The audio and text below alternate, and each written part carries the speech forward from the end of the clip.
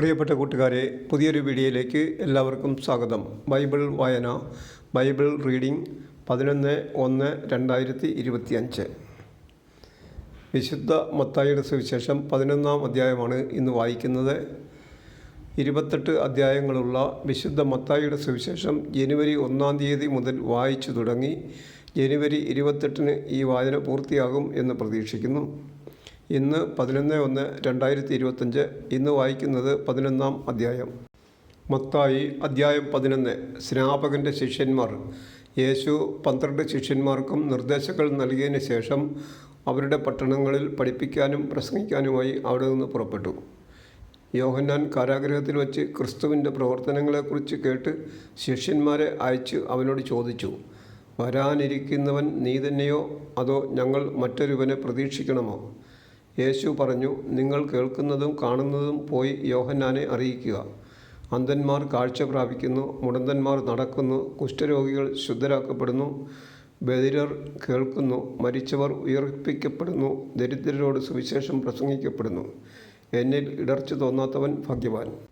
സ്നാപകനെക്കുറിച്ച് സാക്ഷ്യം. അവർ പോയതിന് ശേഷം യേശു ജനക്കൂട്ടത്തോട് യോഹന്നാനെക്കുറിച്ച് സംസാരിക്കാൻ തുടങ്ങി. എന്ത് കാണാനാണ് നിങ്ങൾ മരുഭൂമിയിലേക്ക് പോയത്? കാറ്റത്തുലയുന്ന ഞാങ്ങണയോ? അല്ലെങ്കിൽ വേറെ എന്ത് കാണാനാണ് നിങ്ങൾ പോയത്? മൃദുല വസ്ത്രങ്ങൾ ധരിച്ച മനുഷ്യനെയോ? മൃദുല വസ്ത്രങ്ങൾ ധരിക്കുന്നവർ രാജകൊട്ടാരങ്ങളിലാണ് ഉള്ളത്. അല്ലെങ്കിൽ പിന്നെ എന്തിനാണ് നിങ്ങൾ പോയത്? പ്രവാചകനെ കാണാനോ? അതെ, ഞാൻ നിങ്ങളോട് പറയുന്നു, പ്രവാചകനേക്കാൾ വലിയവനെ തന്നെ. ഇവനെപ്പറ്റിയാണ് ഇങ്ങനെ എഴുതിയിരിക്കുന്നത്. ഇതാ, നിനക്ക് മുമ്പേ എൻ്റെ ദൂതനെ ഞാൻ അയക്കുന്നു. അവൻ നിൻ്റെ മുമ്പേ പോയി നിനക്ക് വഴിയൊരുക്കും. സത്യമായി ഞാൻ നിങ്ങളോട് പറയുന്നു, സ്ത്രീകളിൽ നിന്ന് ജനിച്ചവരിൽ സ്നാപക യോഹന്നാനേക്കാൾ വലിയവൻ ഇല്ല. എങ്കിലും സ്വർഗരാജ്യത്തിലെ ഏറ്റവും ചെറിയവൻ അവനേക്കാൾ വലിയവനാണ്. സ്നാപക യോഹന്നാൻ്റെ നാളുകൾ മുതൽ ഇന്ന് വരെ സ്വർഗരാജ്യം ബലപ്രയോഗത്തിന് വിഷയമായിരിക്കുന്നു. ബലവാന്മാർ അത് പിടിച്ചടക്കുന്നു.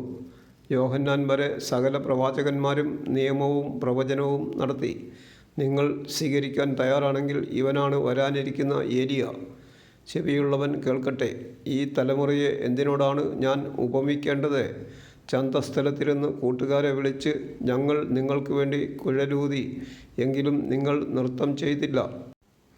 ഞങ്ങൾ വിലാപഗാനം ആലപിച്ചു, എങ്കിലും നിങ്ങൾ വിലപിച്ചില്ല എന്ന് പറയുന്ന കുട്ടികൾക്ക് സമാനമാണ് ഈ തലമുറ. യോഹന്നാൻ ഭക്ഷിക്കാത്തവനും പാനം ചെയ്യാത്തവനുമായി വന്നു. അവൻ പിശാച് ബാധിതനാണെന്ന് അപ്പോൾ അവർ പറയുന്നു. മനുഷ്യപുത്രൻ ഭക്ഷിക്കുന്നവനും പാനം ചെയ്യുന്നവനുമായി വന്നു.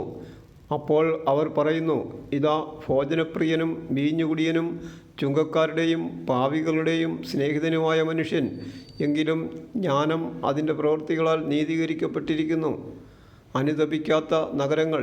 യേശു താൻ ഏറ്റവും കൂടുതൽ അത്ഭുതങ്ങൾ പ്രവർത്തിച്ച നഗരങ്ങൾ മാനസാന്തരപ്പെടാത്തതിനാൽ അവയെ ശാസിക്കാൻ തുടങ്ങി. കൊറോസിൻ, നിനക്ക് ദുരിതം. ബത്സൈദ, നിനക്ക് ദുരിതം. നിന്നിൽ നടന്ന അത്ഭുതങ്ങൾ ടൈറിലും സീദോനിലും നടന്നിരുന്നെങ്കിൽ അവ എത്ര പണ്ടേ ചാക്കൊടുത്ത് ചാരം പൂശി അനുതപിക്കുമായിരുന്നു. വിധി ദിനത്തിൽ ടൈറിനും സീദോനും നിങ്ങളെക്കാൾ ആശ്വാസമുണ്ടാകുമെന്ന് ഞാൻ നിങ്ങളോട് പറയുന്നു. കഫർനാമേ, നീ സ്വർഗം വരെ ഉയർത്തപ്പെട്ടുവെന്നോ? പാതാളം വരെ നീ താഴ്ത്തപ്പെടും. നിന്നിൽ സംഭവിച്ച അത്ഭുതങ്ങൾ സോദോമിൽ സംഭവിച്ചിരുന്നെങ്കിൽ അത് ഇന്നും നിലനിൽക്കുമായിരുന്നു. ഞാൻ നിന്നോട് പറയുന്നു, വിധി ദിനത്തിൽ സോദോമിൻ്റെ സ്ഥിതി നിൻ്റേതിനേക്കാൾ സഹനീയമായിരിക്കും. ക്ലേശിതർക്ക് ആശ്രയം.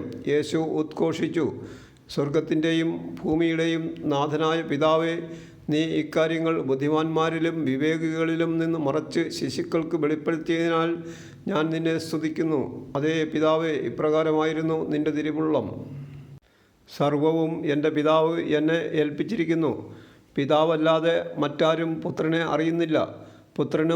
പുത്രൻ ആർക്ക് വെളിപ്പെടുത്തി കൊടുക്കാൻ മനസ്സാകുന്നുവോ അവനുമല്ലാതെ മറ്റാരും പിതാവിനെയും അറിയുന്നില്ല. അധ്വാനിക്കുന്നവരും ഭാരം വഹിക്കുന്നവരുമായ നിങ്ങളെല്ലാവരും എൻ്റെ അടുക്കൽ വരുവിൻ, ഞാൻ നിങ്ങളെ ആശ്വസിപ്പിക്കാം. ഞാൻ ശാന്തശീലനും വിനീതഹൃദയനുമാകയാൽ എൻ്റെ നുകം വഹിക്കുകയും എന്നിൽ നിന്ന് പഠിക്കുകയും ചെയ്യുവിൻ. അപ്പോൾ നിങ്ങൾക്ക് ആശ്വാസം ലഭിക്കും. എന്തെന്നാൽ എൻ്റെ നുകം വഹിക്കാൻ എളുപ്പമുള്ളതും ചുമട് ഭാരം കുറഞ്ഞതുമാണ്. വിശുദ്ധ മത്തായിയുടെ സുവിശേഷം 11-ാം അധ്യായം പൂർണ്ണമായി. 28 അധ്യായങ്ങളുള്ള ഈ സുവിശേഷം മുഴുവൻ വായിക്കാൻ കൃപ തരണമേ എന്ന് ദൈവത്തോട് പ്രാർത്ഥിക്കുന്നു.